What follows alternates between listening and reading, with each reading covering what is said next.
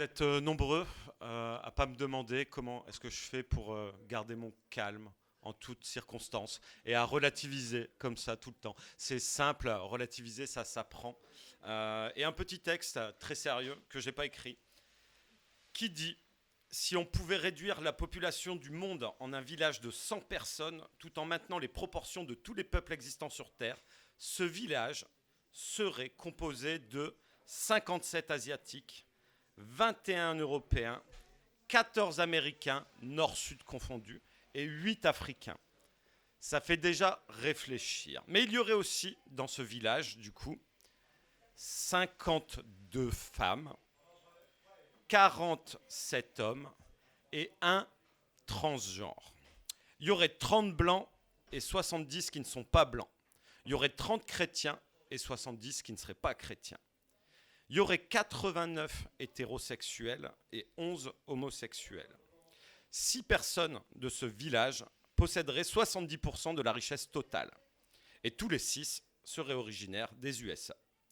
80 vivraient dans des maisons insalubres, 70 seraient analphabètes, 50 souffriraient de malnutrition, 1 serait en train de mourir, 1 serait en train de naître, et 1 posséderait un ordinateur.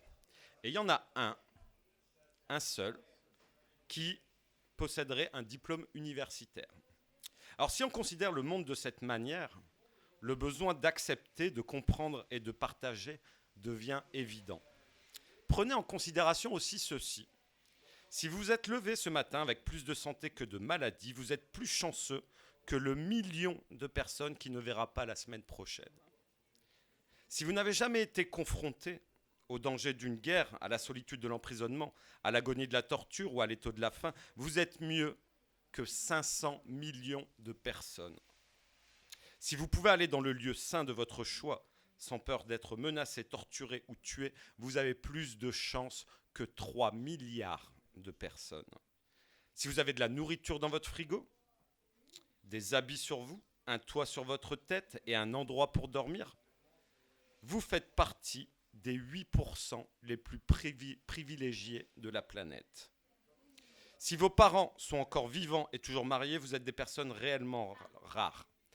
Et on termine en disant, si vous lisez ce message, vous venez de recevoir une bénédiction parce que vous avez accès à un maximum d'informations et parce que vous ne faites pas partie des 2 milliards de personnes qui ne savent pas lire. Alors quand on sait ça, oui, c'est facile de relativiser. C'est tout pour moi.